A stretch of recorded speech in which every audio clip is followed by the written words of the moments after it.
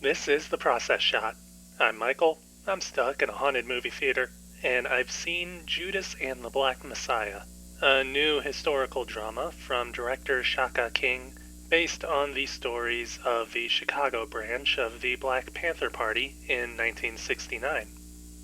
More specifically, it follows two of its most important members, Fred Hampton, the charismatic leader whose activism led to the rise in popularity of the party, as well as the ire of the FBI, and Bill O'Neill, an informant for an FBI agent who joins the Chicago branch and quickly rises to the top.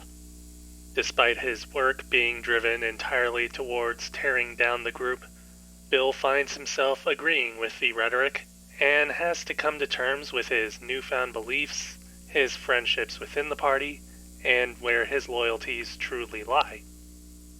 As you can guess, the ongoing stories throughout the film are packed pretty densely, but are also solidly condensed into the most important or developmental moments for characters or historical events, which wouldn't be too difficult to manage anyway because of how integral Fred and Bill are to those events, whether individually or together.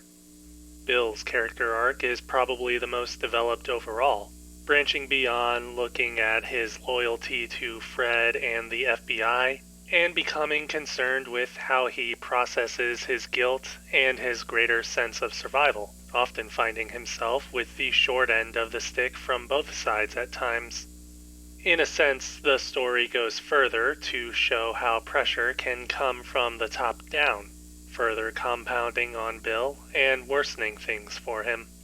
The film's title may be a bit on the nose, but the analogy ends up feeling appropriate, while also being complicated by the complexity of the circumstances.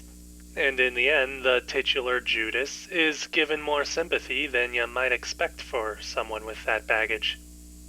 Judas and the Black Messiah comes together further with a great sense of style and direction.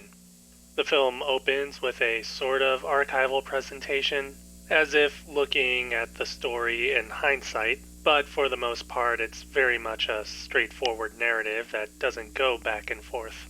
Cinematography is rather good, not straining itself too far in any abstract direction, but certainly able to keep shots interesting to look at. There's definitely attention being given here to lighting as well, with a good number of shots being bathed in shadows for a neo-noir effect. Colors are pretty naturally portrayed, giving the overall environment a sense of realism and helping immerse it within its place in time.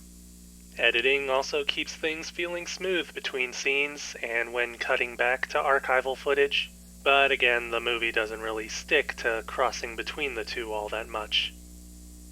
While it does hit a few of the kinds of tropes that are found in movies with themes of racial injustice and civil rights, Judas and the Black Messiah is a rather compelling ride, managing to handle those tropes and cliches in a more believable manner.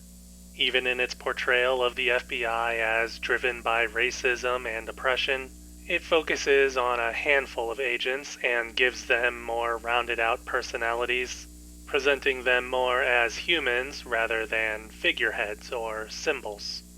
It's a far cry from a movie like The United States versus Billie Holiday, which has a plot that follows a similar trajectory as this movie, but comes through far simpler because of its lack of complexity in its characters, both heroic or villainous. Judas and the Black Messiah takes what could have been a simple story between revolution and oppression and is able to turn it into a deeper story about loyalty, duty, and dying for something that you truly believe in.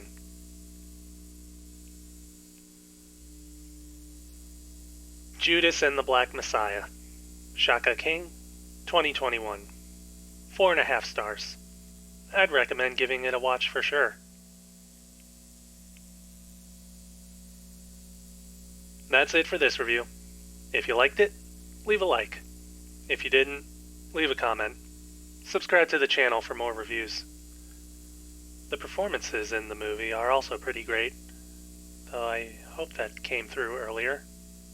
If not, then, well, the performances were great. Still gotta start talking about that more in my reviews.